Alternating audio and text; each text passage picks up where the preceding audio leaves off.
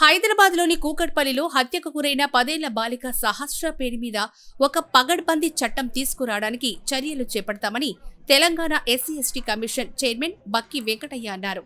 ఈ కేసులో 10వ తరగతి చదువుతున్న బాలుణ్ణి నిందితుడిగా గుర్తించిన పోలీసులు అతన్ని అరెస్ట్ చేసి జువైనల్ హోంకు తరలించిన సంగతి తెలిసిందే. అయితే ఆ బాలుడికి కఠిన శిక్ష వేయాలని, తన బిడ్డ మాదిరిగానే ఆ బాలుడు కూడా చావాలని సహస్ర తల్లి రేణుక డిమాండ్ చేస్తున్నారు. ఈ క్రమంలో సహస్ర తల్లిదండ్రులను Telangana SC ST commission chairman బక్కి వెంకటయ్య పరామర్శించారు. వారికి ధైర్యం చెప్పారు. ఈ కేసు విషయంలో వారికి అండగా ఉంటానని హామీ ఇచ్చారు. అనంతరం కూకట్పల్లి పోలీస్ స్టేషన్కి వెళ్లి సీఐని కలిసిన బక్కి వెంకటయ్య సహస్ర కేసు వివరాలు అడిగి తెలుసుకున్నారు. ఆ తర్వాత స్టేషన్ బయట మీడియాతో మాట్లాడారు. సహస్ర పేరు మీద ఒక చట్టం తీసుకురావాలని తల్లిదండ్రులు కోరుతున్నారని, ఈ విషయాన్ని సీఎం రేవంత్ రెడ్డి దృష్టికి తీసుకెళ్లి పగడ్బందీ చట్టం తీసుకొస్తామని చెప్పారు. అలాగే నిందితుడిపై ఎస్సీ ఎస్టీ కేసు కూడా పెట్టాలని పోలీసులకు సూచించారని వెంకటయ్య వెల్లడించారు. సహస్రిని హత్య చాలా బాధాకరం, చాలా దారుణం. వాళ్ళ కుటుంబానికి నేను ప్రగాఢమైన సానుభూతి తెలియజేస్తూ ఉన్నా. మరి వాళ్ళ యొక్క తండ్రి కానీ తండ్రి కృష్ణ, తల్లి రేణుక కానీ ఒకటే డిమాండ్ చేస్తూ ఉన్నారు.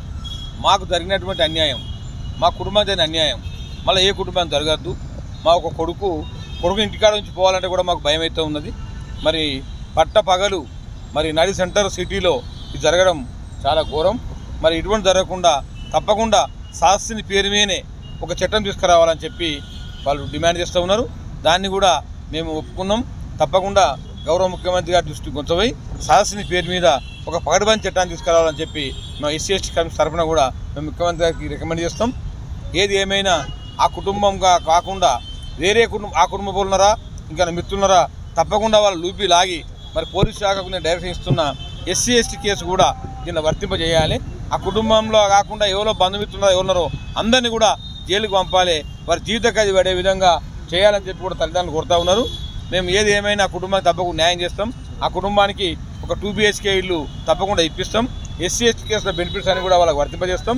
తర్వాత స్పెషల్గా కుటుంబానికి ఒక ఎక్స్కేసే కూడా మరి గౌరవ ముఖ్యమంత్రి గారికి ఎస్సీ ఎస్టీ కమిషన్ తరఫున రికమెండ్ చేసి ప్రత్యేకంగా ఎక్స్కేసే కూడా ఇప్పిస్తాం. వాళ్ళు చాలా గరీబ్ వాళ్ళు, ఒక చిన్నపాటి ఉద్యోగం చేసుకుంటారు కనుక ఆ కుటుంబానికి తప్పకుండా 100% న్యాయం చేస్తామని చెప్పి ఎస్సీ ఎస్టీ కమిషన్ చైర్మన్గా వాళ్ళకు తప్పకుండా న్యాయం చేస్తామని చెప్పి కూడా మరి నేను ఈ సందర్భంగా తెలియజేస్తా ఉన్నాను.